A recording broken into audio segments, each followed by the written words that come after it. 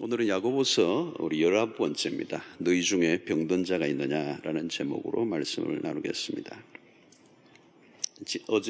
지난 주일날은 고난을 당하는 자가 있느냐 기도할 것이로, 또 즐거워하는 자가 있느냐 찬양할지어다 찬송할지어다 이렇게 했습니다. 오늘도 비슷한 패턴이에요. 너희 중에 병든 자가 있느냐. 이 질문에 여러분 아니요, 여기도 참 하기 힘들어요. 야고보는 아주 중요한 이슈를 다루는 거죠. 우리 인생 고난의 때, 그리고 형통의 때, 그 다음 오늘은 병중에 있을 때. 난 지금 너무 건강해요. 오늘 이 설교에 해당이 안 되네요. 안 건강한 날이 또 와요. 이 질병으로부터 우리가 자유로울 수는 없는 거죠. 일평생. 또 내가 직접 병에 걸리지 않아도 또 우리 안에 연약함이 있는 거고, 또 우리 가족들 가운데서도 또 우리 주변에 연약한 분들이 많이 계시기 때문에 사실 이 내용은 우리 모두에게 같이 다루어야 할 이슈입니다. 질병은 우리 삶의 일부죠.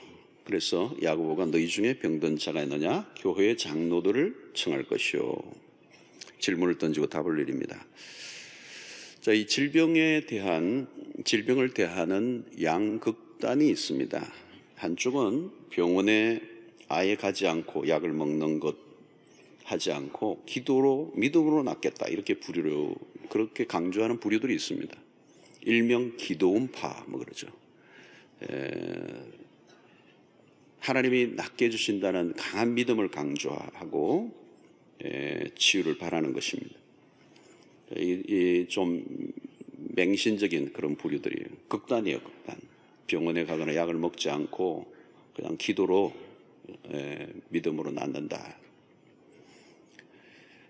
또 다른 부류가 있습니다. 그것은 병원에 가서 이렇게 치료를 해야지 기적을 바라는 것은 맹신적인 것이다.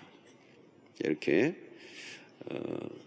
아주 선을 분명히 그어버리는 거죠. 기적이나 신유 이런 거 없고 병은 그냥 병원에 가서 나아라. 여기 간단하게 우리가 정리할 필요가 있습니다. 우선 무조건 기적만 바라고 믿음으로 해결해야 한다는 이 생각은 한쪽으로 치우친 생각에 틀림이 없습니다. 의술도 하나님의 창조의 질서 안에서 이루어지는 일반 은총에 관련된 것입니다. 불신앙적인 게 전혀 아닙니다. 병원에 가서 치료받는 것 당연한 것이고 또 그렇게 해야 됩니다. 병원에 빨리 가서 나을 수 있는 것을 괜히 끌다가 병이 더 심해져서 오히려 더 악화되어 어려움을 겪는 경우들이 종종 있습니다. 또 하나는 지금은 기적적인 치유는 없다 이렇게 주장하는 사람들이에요. 과학적으로 증명할 수 없는 것을 믿지 않는 사람들이죠. 기적 자체를 부정하는 것입니다. 그러나 이것도 극단이에요. 하나님이 필요하시면 지금도 얼마든지 치유할 수 있다는 믿음은 우리가 가져야 되죠. 기적은 오늘도 존재합니다. 우리의 신앙의 기초 중에 하나가 뭐냐, 하나님에게는 불가능이 없다라고 하는 것을 우리의 신앙의 기초에 이제 깔고 있는 것입니다. 물론 무조건 기적만 바라지 않아야 되는 거죠. 병 고치는 일, 이것은 기독교 안에만 있는 게 아니에요. 타 종교에도 있습니다. 타 종교에도 치유의 기적이 일어납니다. 무당들도 그죠? 이 무속 종교들 안에도 일어나고.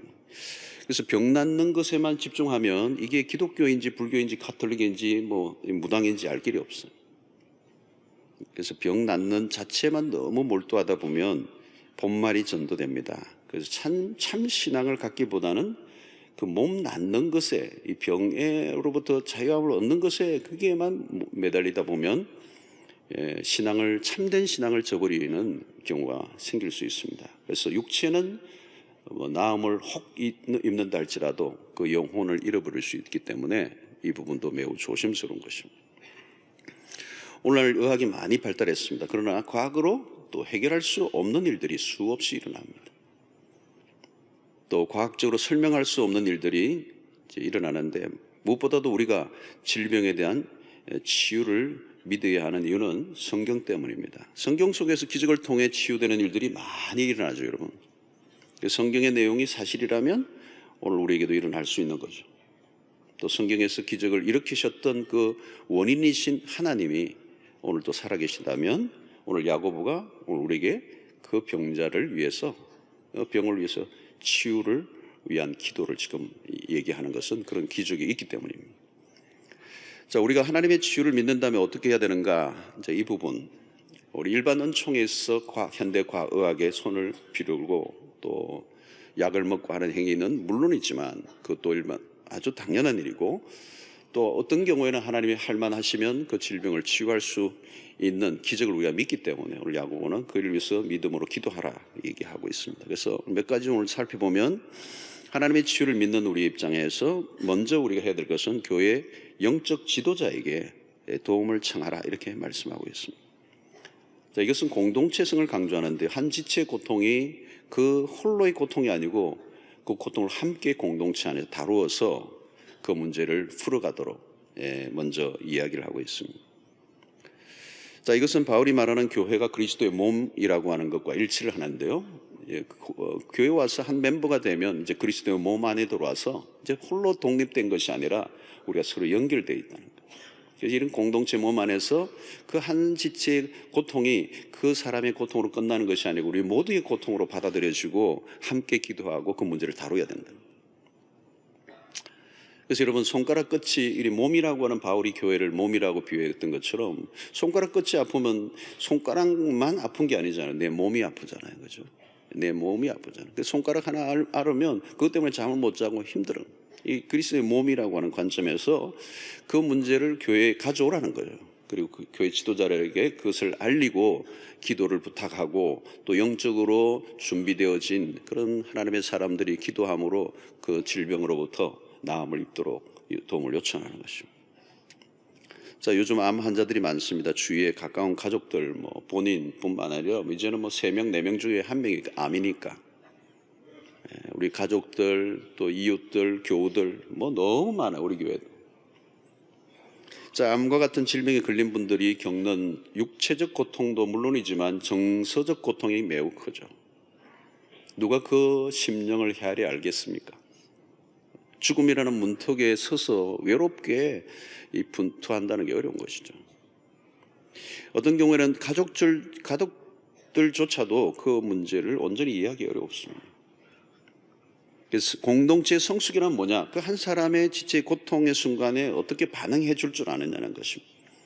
그래서 공동체는 따뜻하고 신중하게 배려할 준비가 늘 되어 있어야 하고 그를 도와야 된다는 것입니다. 이 야고보는 지금 이것을 한 개인의 고통을 고통으로 끝내지 말고 그것이 공동체 안에서 다루어져야 됩니다. 그런데 아픈 사람의 입장에서는 자신의 아픔을 숨기고 싶죠. 어떤 경우에는 내가 약한 모습을 보이고 싶잖아요. 어떤 분은 자존심이 너무 강해서 혼자서 그냥 딱 끌어안고 있는 거죠. 너무 힘든 시간을 혼자 보내는 거예요. 막판에 진짜 거의 끝에 이제는 더 이상 아무것도 이제 붙들 것도 없는 절박한 마지막 순간에 신방을 요청하는 경우가 있어요. 어떤 때는 신방 가려면 막는 거죠. 오지 말라는 거죠. 근데 마지막 순간에 숨 넘어가기 전에 너무 늦은 시간에 부르는 경우가 많아요. 우리 안에 이런 자신의 아픔을 사실 드러내고 싶은 사람은 아무도 없는 것입니다. 아픔은 또 마음이 다쳐요. 또 알리는 것에 대한 두려움이 있고요. 나의 이런 연약함을 가지고 사람들이 막 얘기하는 게 싫은 것입니다. 그러나 여러분 자신의 어려움을 고백하는 게 참 좋아요. 힘들 때 비밀로 하지 말고 그 어려운 순간을 홀로 그냥 다 끌어안지 말고 하나님의 공동체 안에 이야기를 하고 같이 기도하고 또 믿음으로 나아가는 것입니다. 그리고 특별히 교회는 그런 책임이 있습니다, 여러분. 교회의 책임이 오늘 지금 이 야고보가 다룬 교회의 책임이라는 거죠. 교회는 성도들의 고통에 직면하는 것입니다. 문제가 있고 어려움이 있기 때문에 하나님께 나온 것이고 다 잘나고 문제가 없어서 나온 사람이 없잖아요. 다 어렵고 힘들고 문제를 가지고 나왔고 그 고통을 교회 지도자들이 목회자들이 잘 직면해서 바라보면서 돌보는 책임이 교회가 있는 거예요. 여러분들이 그것을 요청하시고 또 함께 기도하는 것. 오늘 여기 보면 이런 말씀이에요. 주의 이름으로 기름을 바르며 그를 위하여 기도할지니라. 주의 이름으로 기름을 바르고 치유의 과정에 주님의 이름으로 그를 위하여 기도할지다. 여기 기름은 치료적인 부분도 있고 상징적인 의미도 있습니다. 올리브유를 쓰기도 하고 때는 포도주를 쓰기도 합니다. 그 선한 사마리아의 그 비유에도 보면 포도주를 붓고 상처에 치료적 효과도 있지만 아마 상징적인 의미가 많이 있는 것 같아요. 특별히 환자가 고통할 때 겪는 가장 어려움이 뭐냐면 소외감이에요. 소외감. 24시간 함께 있어줄 사람이 없거든요. 또 24시간 그 고통을 항상 같이, 내가 아무리 힘들지만 처음에는 가족들이 가까이 있는 사람이 고통하고 함께 고통하지만 나중에 보면 그 고통을 계속 24시간 그 사람의 고통 안으로 들어가 있을 수 없죠. 그러니까 고통의 바깥에 있는 거예요. 다 다른 사람은. 그렇기 때문에 그 혼자는 고통 속에 절망하면서 소외감을 느끼는 거죠. 내 고통의 안으로 아무도 들어올 수 없기 때문에 내가 겪는 외로움과 그 소외감이 깊은 것이죠. 자, 그러니까 이게 기름을 바르라는 이 말은 그냥 건성으로 그냥 대충 기도하고 오라는 게 아니고 그 환자의 상처에 그 아픔에 직면하는 거예요. 가까이 다가가는 것입니다. 예. 어떤 데는 뭐 병원에 가면 요즘 뭐 메르스나 이런 거 있을 때는 참 그랬잖아요. 어떤 데는 전염성도 있을 수 있고 막 여러 가지 있으니까 엉거주춤하고 기도하고 나올 수도 있어요. 그런데 기름을 바르는 것은 가까이 가야 되는 것이고 바른다는 것은 터치잖아요. 터치. 사랑의 터치예요. 필링이 오고 가는 거죠. 따뜻한 온정으로 그에게 다가가고 그를 만져주고 어루만져 주는 거예요. 이 기름을 바른다는 행위 자체가 사랑의 터치거든요. 직면하는 것입니다. 고통을 정확하게 바라보고 주목하는 것입니다. 그러니까 이것은 사랑하는 마음이 없으면 안 되는 것입니다. 이 자체가 힐링이에요. 일종의 힐링의 효과가 있는 거예요. 자, 오늘 여기서 더 한 걸음 더 나아가서 또 뭘 다루고 있느냐 하면 너희 죄를 서로 고백하며 라는 단어가 나와요. 이 부분이 매우 중요합니다. 무조건 낫게 해달라는 기도를 하거나 믿습니다 일변도의 선포만으로는 해결될 수 없는 문제가 있다는 것입니다. 시편 103편 2절 3절에 보면 내 영혼아 여호와를 송축하며 그의 모든 은택을 잊지 말지어다. 그가 내 모든 죄악을 사하시며 내 모든 병을 고치시며. 자, 여러분 이 순서를 잘 보셔야 돼요. 그냥 질병의 치유를 성경은 얘기하지 않고 반드시 뭘 다루느냐면 모든 죄악을 사하시며 죄를 먼저 다뤄요. 병을 고치는 사건 이전에 죄를 사하시는 일이 선행되는 거예요. 죄의 문제를 먼저 다루는 거예요. 이 말은 뭐냐면 죄와 질병은 연관이 있다는 것입니다.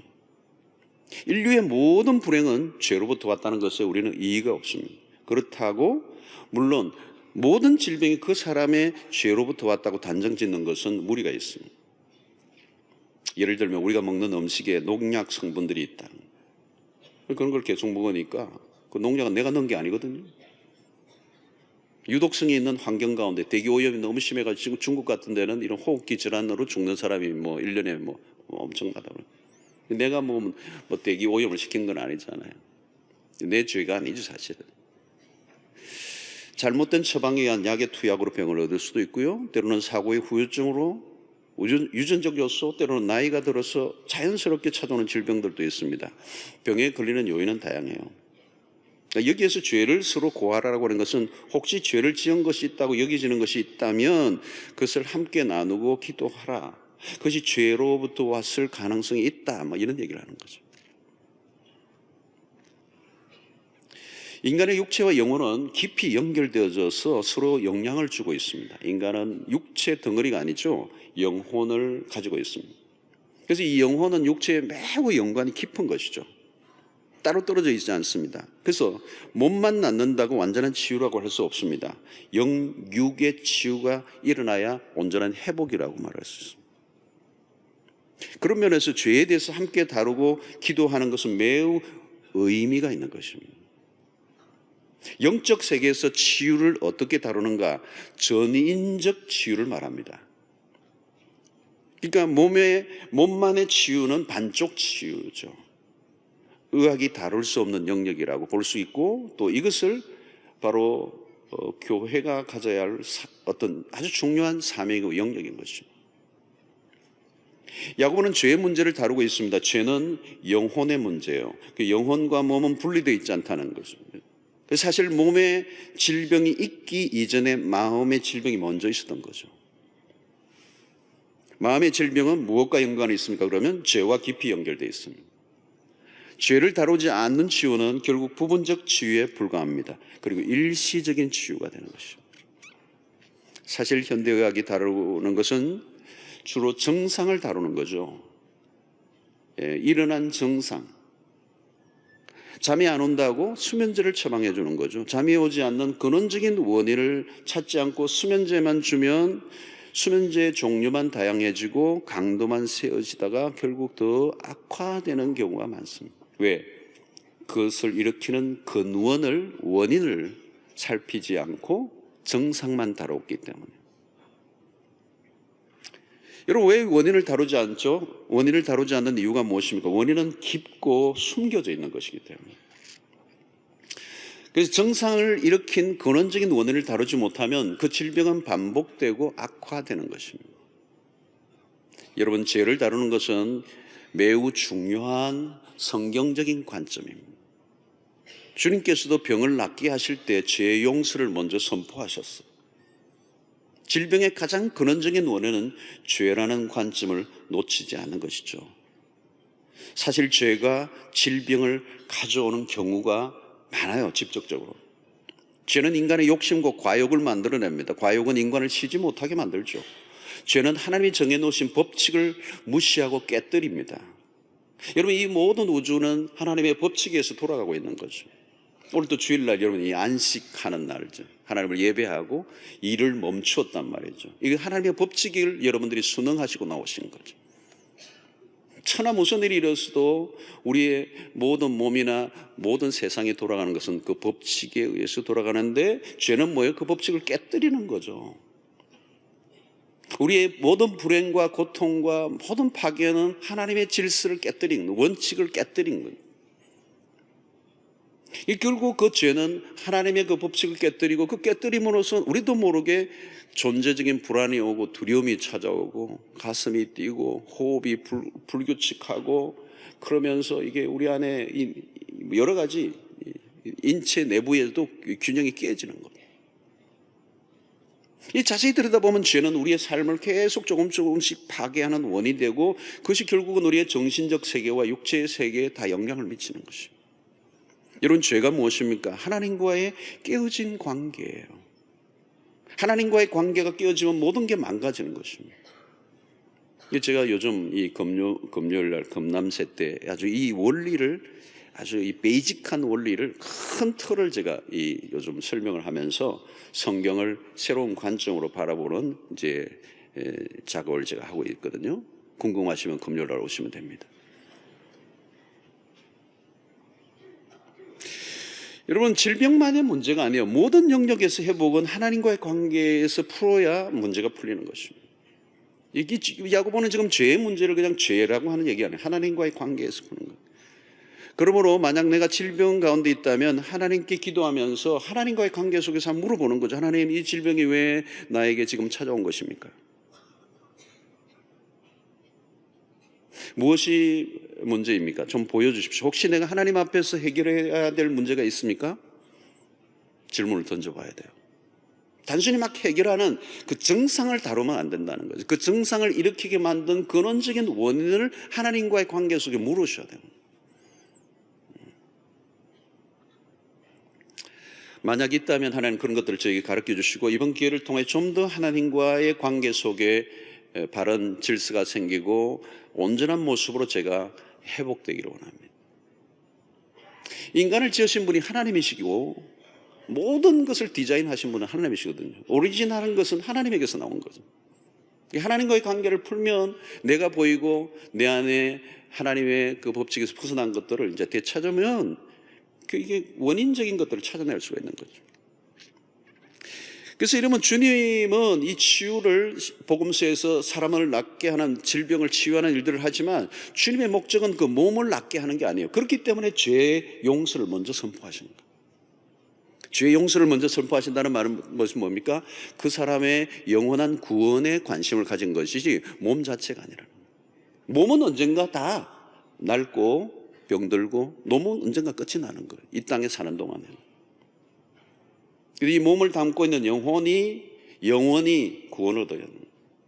그러면 예수 그리스도 재림하신 날 우리 육체도 그 영과 함께 결합이 돼서 완전한 영육의 부활이 올 거라는 거예요.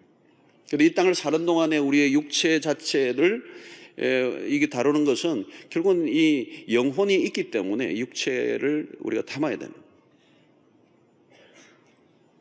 여러분, 하나님은 우리를 지으신 분입니다. 우리를 지으신 분에게로 돌아가지 않으면 우리는 온전해질 수가 없습니다. 그런 면에서 죄의 문제를 해결하지 않고는 온전한 치유가 불가능하다. 이 땅에 수많은 병원들이 있고 늘어난다고 해도 병원이 해결할 수 있는 문제가 근원적으로 있는 것입니다. 이 교회와 병원의 아주 중요한 이 두, 교회는 직접적 의료 행위를 하지는 않아요. 그러나 근원적인 부분을 교회는 다루고 있다는 관점에서 병원이 할 수 없는 독특한 사역이 교회 안에서 일어나고 있는 것입니다. 특별히 현대사회는 더욱더 그렇습니다. 단순한 질병 자체가 아니라 많은 문제가 함께 뒤섞여 있는 것입니다. 정신적이고 영적인 문제를 다루지 않으면 해결이 안 되는 병이 너무 많아요. 그리고 영적인, 정신적인 이 영역 속에 회복이 일어나지 않는 이 육체의 덩어리는 아무리 건강하다 할지라도 그것이 제대로 구실을 할 수가 없는 것입니다. 인간의 죄 문제를 해결하지 않고 그대로 둔 이상 육신적, 정신적 질병은 끝도 없이 앞으로도 늘어날 가능성이 많습니다. 여러분, 예를 들면 누군가를 용서하지 않았을 때 그것으로 인해 일어나는 증상은 한둘이 아니에요. 이건 여학적으로도 많은 이 증거가 있어요. 용서라고 하는 이 문제가 그냥 용서하지 않는 것으로 분노하고 내 안에 한을 품고 있는 것이 그냥 정신적인 문제가 아니에요. 육체를 파괴하는 영역으로 오는 거예요. 예수님이 왜 이웃을 내 몸과 같이 사랑하라, 내 몸과 같이, 너의 몸과 같이 사랑하라, 이 말은 그것은 하나의 어떤 신앙적인 영역만 아니라 우리의 토탈, 우리의 삶 전체를 균형 있고 건강하게 만드는 일에 핵심적인 원리를 가르쳐 주신 거예요. 그래서 오늘 16절에 그러므로 너희 죄를 서로 고백하며 병이 낫기를 위하여 서로 기도하라. 여러분, 이거 서로 고백하며 서로 기도하라. 너희 죄를 서로 고백하고 병이 낫기를 위하여 서로 기도하라. 서로 고백하고 서로 기도하라. 이 말은 서로의 관계 안에 문제가 원인이 있음을 염두에 두고 하는 말인 거죠. 공동체 안에서 서로의 고백을 통하여 용서해주고 또 용서를 선포해주고 그런 고백을 통하여서 얽힌 관계를 풀 때 회복이 일어난다. 욥기서를 보면 여러분, 욥이 만신창이 되는데 욥기 마지막 끝에 가면 욥이 돌이키는 거죠. 회개하는 거예요. 그러면서 하나님께서 욥의 삶의 전체 몸, 가정, 잃어버렸던 모든 것을 회복시키는 작업이 욥이 그 돌이키는 장면에서요. 그 회개죠, 회개. 여러분, 자신의 연약함을 드러냄을 통해서 그 안에 치유의 역사가 일어난다는 거죠. 이 공동체 안에서 이런 일들이 일어난다는 거죠. 관계 안에서 일어난다는 거죠. 그리고 그 질병들과 죄의 문제가 다 이런 관계들 안에서 일어나는 경우가 많다는 거예요. 그래서 공동체 안에 투명한 교제가 있어야 되고, 그리고 그 안에서 정직한 고백을 통하여 하나님 앞에 더 깊은 기도로 나아갈 때 하나님의 치유를 경험하게 된다. 여러분, 우리는 홀로 또 살 수도 없고 또 홀로 문제를 해결할 수도 없어요. 혼자 고민하고 혼자 고통하고 끝내는 인생이 아니라 우리의 그 문제를 공동체 안으로 가져나가고 관계 안에서 함께 기도함으로 해결해 나가는 방식을 야고보가 우리에게 가르쳐주고 있는 것이죠. 여러분, 이것은 임상적으로도 좀 여러 여러분들 확인하실 수 있을 거예요. 똑같이 수술 환자예요. 똑같은 수술 환자예요. 똑같은 그렇게 했는데 한쪽은 잘 안 낫는 거예요. 그런데 한쪽은 굉장히 빠른 속도로 회복이 일어나는 거예요. 이쪽은 왜요?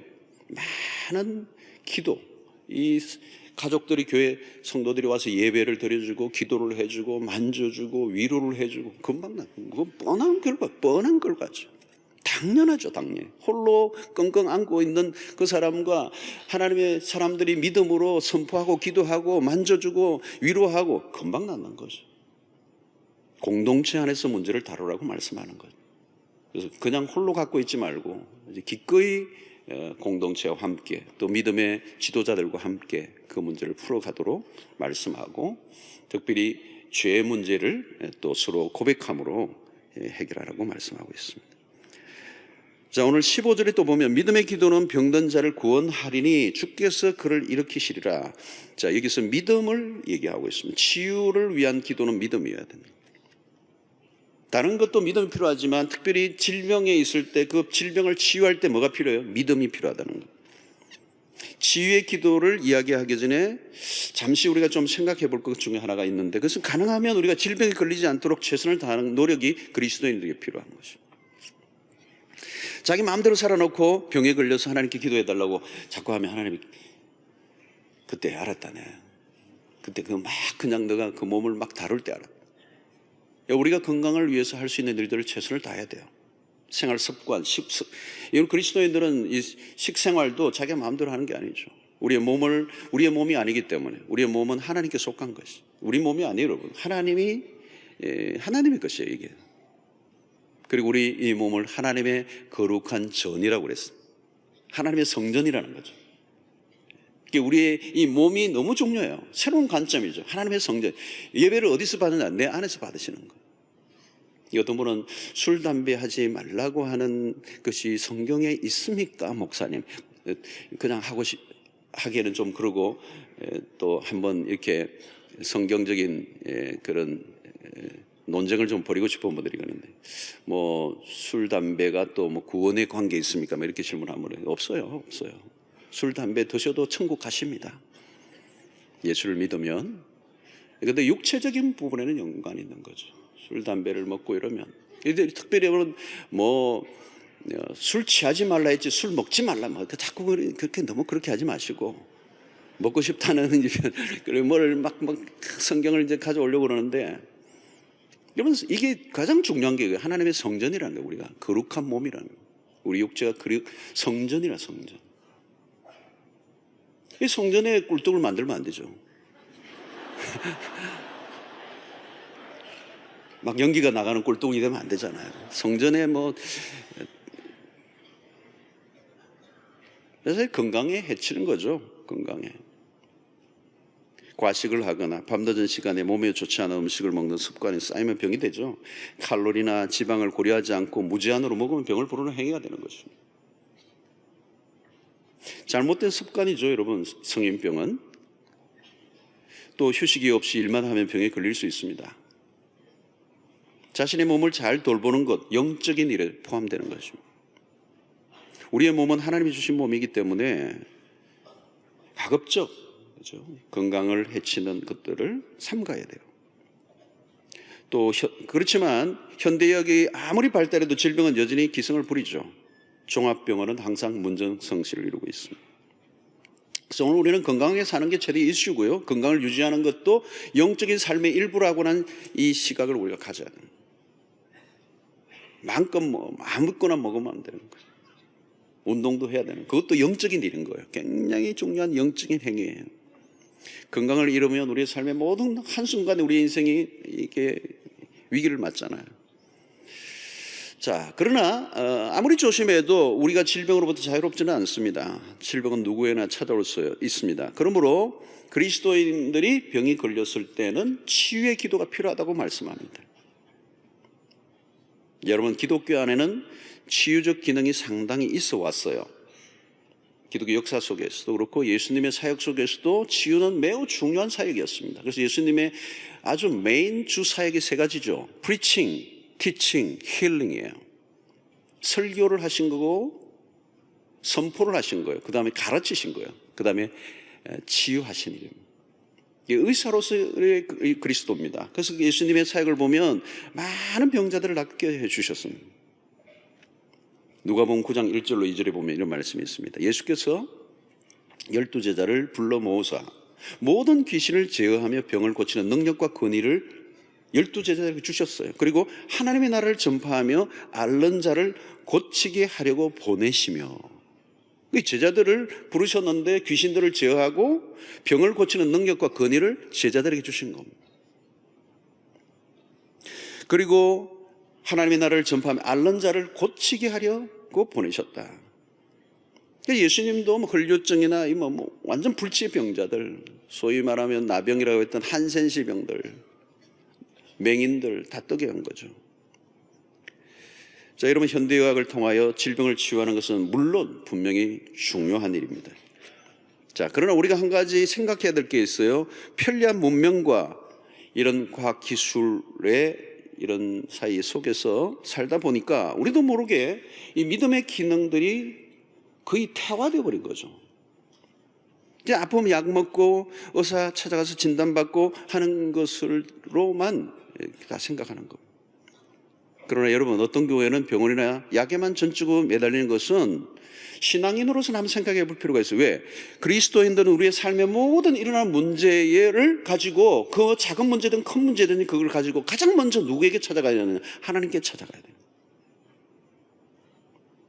우리의 삶에 최고의 도움이 되시는 분은 하나님이심을 믿고, 질병뿐만 아니라 모든 문제까지도 그 문제를 가지고 주님 앞에 나아가 하나님의 뜻을 묻고 하나님의 도움을 구하는 것은 매우 자연스러운 것입니다. 우리 가운데 구체적으로 역사하시는 하나님을 경험하는 것에 대한 사모함을 가질 필요가 있어요. 돌아가셨는데 강원도 시골의 외국인 이 토레이라고 하는 토레이 신부가 만난 예수원이라는 아주 믿음으로 살았던 영적 한국교회의 거인이고 선물이었던 분이 있어요. 이분은 한 번씩 이 감기가 이제 들려고 그러면 이 감기를 꾸짖는 기도를 하셨어요. 선포를. 감기야 떠나가라. 선포를 한 거예요. 선포. 그 뭐 산골이 있으니까 병원도 가기도 쉽지 않고, 병이 찾아오면 병을 꾸짖는 그런 선포와 기도를 한 거죠. 여러분, 그것은 참 자연스러운 것이에요. 그리스도인들에게.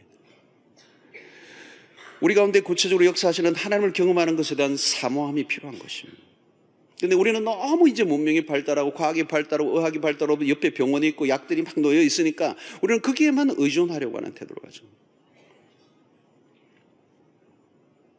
여러분, 민비한 삶을 살았던 제자들이 앞부분에서 얘기했던 것처럼 그 권세를 주셨음에도 불구하고 제자들이 그 권세를 활용하지 못했어요.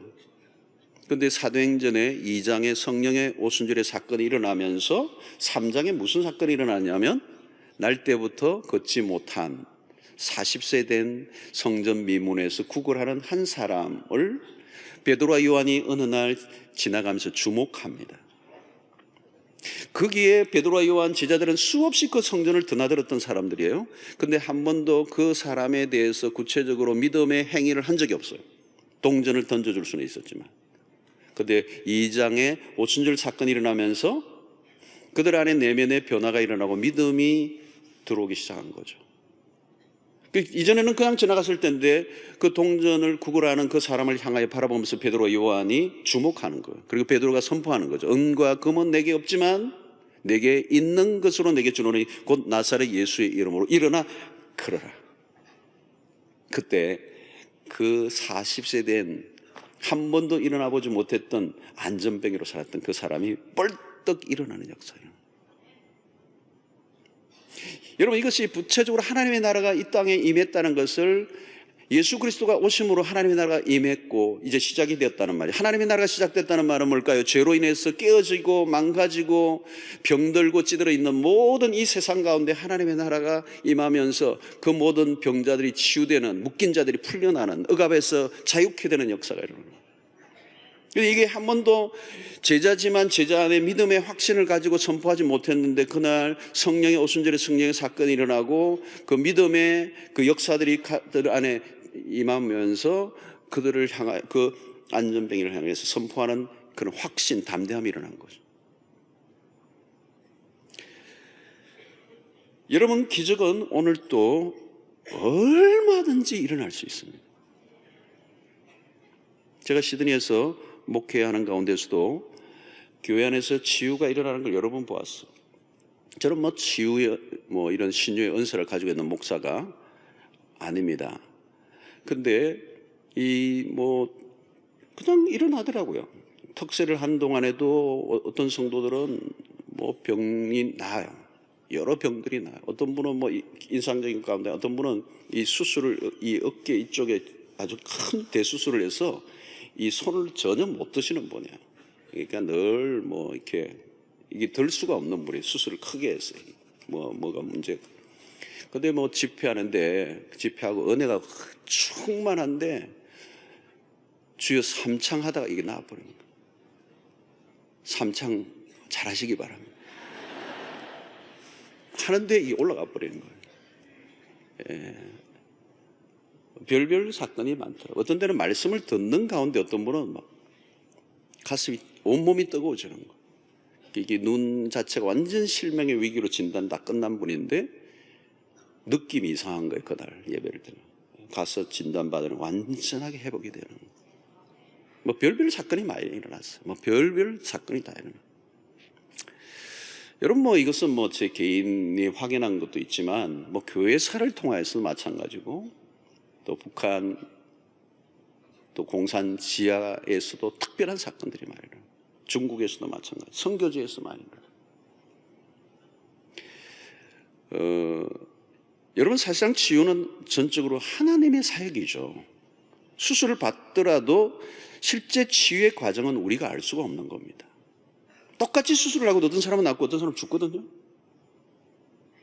무슨 일이 일어나는지 몰라요. 치유는 하나님의 영역이에요. 사실은 수술은 의사가 하지만 치유는 하나님의 영역. 생명은 하나님의 손에 달리는 거예요.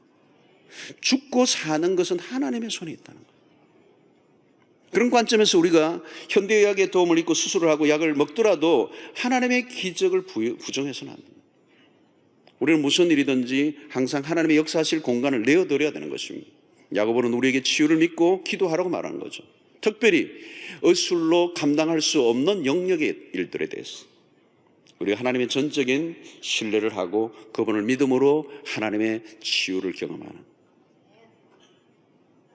여러분 이것을 여러분들 개인의 삶에서도 구체적으로 여러분 경험할 수 있어야 돼요. 아플 때도 여러분 아플 때도 약도 뭐 드시고 뭐 여러 가지 도움을 받지만 어떤 때는 여러분들이 어떤 이것은 하나님과 나와의 관계에서 하나님이 나를 믿음으로 확인하기를 원하시는 영역들이 있을 때가 있다는 거예요. 그래서 오늘 15절 믿음의 기도는 병든 자를 구원하리니 주께서 그를 일으키시리라. 믿음의 기도를 하라는 거예요. 믿음의 기도, 믿음의 기도. 믿음은 질병에 걸린 사람에게도 필요하지만 중요한 것은 치유 기도를 하는 사람의 믿음이 필요해요. 하나님께서 우리에게 치유를 일으키실 때 하는 일 중에 하나는 우리 안에 믿음을 불러일으키신다는 거예요. 그러니까 여러분 베드로와 요한이 그냥 지나간 게 성전에 가는데 그 순간은 하나님께서 그들 안에 강한 믿음을 부어주신 거예요.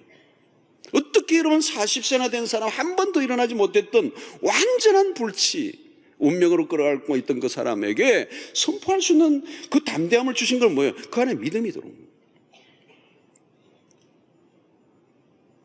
과학이 발달해 갈수록 우리의 믿음보다는 과학의 힘에만 너무 의존해 가는 시대가 되었어요. 우리의 믿음을 좀 더 강화되어야 할 필요가 있습니다. 문제에 순응하기보다 믿음으로 맞서라는 거예요. 특히 우리 시대가 악합니다. 하나님의 존재를 부정하려고 하는 세상 속에서 믿음의 역사와 증거들이 일어난다면 복음 전도의 좋은 결과를 가져올 수 있다는 것이죠. 그래서 우리가 기대하는 것은 병이 낫는 기적도 기적이지만 그 일을 통하여 하나님의 영광을 드러내고 복음의 증거가 되는 기회가 되어야 한다는 것이죠.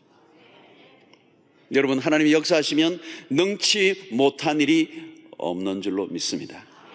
하나님께서 낫게 하신다면 우리의 기도가 좀 서툴러도 뭐 크게 소리를 지르지 않아도 여러분 그 치유는 하나님이 하시는 거거든요. 하나님에게는 간단하단 말이에요. 늘 하는 얘기지만 하나님에게는 감기나 암이나 똑같은 거예요. 낫게 하시려고 한다면 낫는 거죠. 그 일을 통하여 하나님의 영광을 받으실 일이 있으면 하신다는 거. 그런데 왜 하나님이 살려주셔야 하는가? 이 대목이 항상 문제예요. 여러분 히스기야 같은 왕은 정말 죽음의 위기 속에 벽을 하고 생명을 기도했더니 연장을 시켜주셨지만 그 연장이 그의 인생의 축복이라고 말하기 어려운 일들이 그 인생 가운데 벌어지잖아요. 이게 중요한 것은 하나님과의 관계 속에서 그 질병의 문제를 가지고 다뤄야 되고 궁극적인 목적과 하나님의 뜻이 무엇인지를 알아야 돼요. 그래서 저는 병원에 가서 옛날에 아주 아픈 환자들 가면 막 저는 기도해요. 하나님 뭐 이제 말기라고 그러고 다 하면 안 된다고 그러는데 그래도 목사가 찾아가서 기도할 때는 하나님 낫게 해주실 줄로 믿습니다. 확신을 가지고 기도해야 되죠. 그런데 여러분, 교회에서도 막 신방을 가지고 암 환자 찾아가가지고 막 이렇게 기도하고 낫게 해주실 줄 믿습니다 하고 하면서 나오면서도 자기들끼리 또 죽을 것 같지. 기도 다 해놓고 막 완전히 그냥 부정하는 소리를 하고 나가는 거죠. 여러분이 이 청각이 마지막까지 남는다고 그러잖아요. 이제 오조에서도 어떤 우리 한 분 장로님이 뺑소니 차에 초저녁에 받쳐가지고 28m가 날아갔어요. 그러니까 다 깨진 거예요. 다 깨진 거예요. 완전히 뭐. 그리고 한 달이 넘어가고 뭐 식물인간으로 뭐 만신창이된 적 있으니까 다 죽는다. 그래서 한국에서도 가족들이 다 상복까지 다 준비해 오고 막 이건 뭐 장례식 준비를 다 하는 거예요. 한 달이 넘어가니까 한 사람 아내만은 믿음으로 기도하더라고. 그리고 공동체가 믿음으로 기도했어요. 그때 제가 한국에 나와 있을 때였어. 20개월 못 들어갈 때인데 교회가 큰일이 일어난 거죠. 그래서 믿음으로 막 매일 모여서 기도하는 거예요. 매일 모여서 교인들이 기도하는 거예요. 교회가 어려울 때죠. 담임 목사가 나와서 비자 때문에 못 들어가고 20개월 있는 때니까 어려운 때인데 하나님이 그 사건을 사용하셔요. 온 공동체가 막 기도하게 하는 거예요. 그 장로님 살려달라고.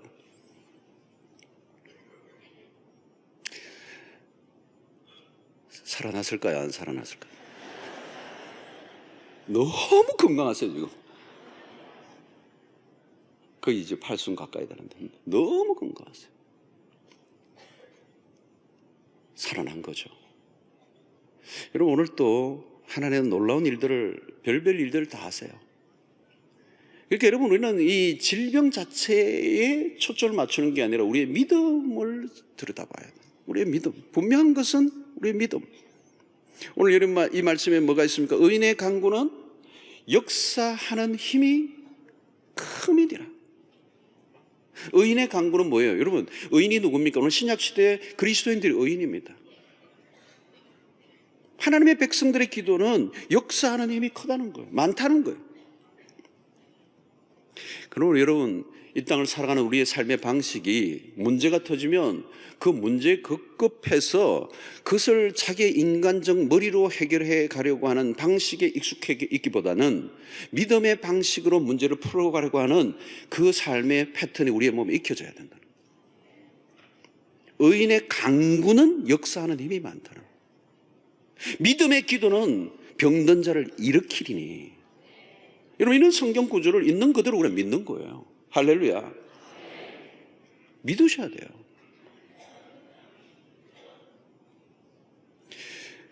믿음의 법칙으로 살아가는 것이죠.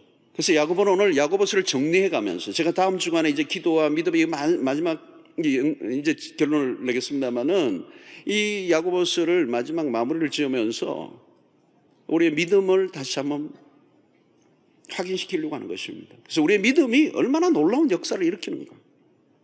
그래서 우리의 행위, 우리의 삶의 모든 영역에 결정적인 영향을 미치는 것은 결국 믿음의 싸움이다 라고 하는 것을 우리에게 가르쳐주고 있는 것입니다. 그러므로 믿음의 법칙으로 질병뿐만 아니라 현실의 모든 문제를 믿음을 가지고 정면 돌파하는 여러분들이 되시길 바라고, 여러분들이 겪는 연약함으로 인해서 오히려 더 하나님께 가까이 나가고 하나님의 역사를 체험하고 간증거리를 만들어내고 복음 증거의 기회를 삼을 수 있는 은혜가 있게 되길 축원합니다.